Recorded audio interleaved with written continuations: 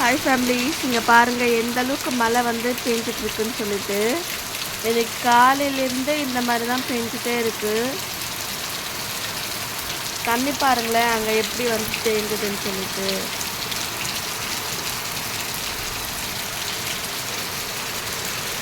இங்கே பாருங்கள் இந்த இடத்துல எவ்வளோ தண்ணி நிற்குதுன்னு.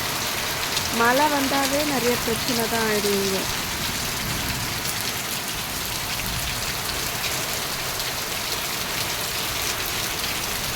இங்கே பாருங்கள் இங்கே ஒரு அருவி போகுது. அந்த இடத்துல ஃபுல்லாகவே முழுகும்.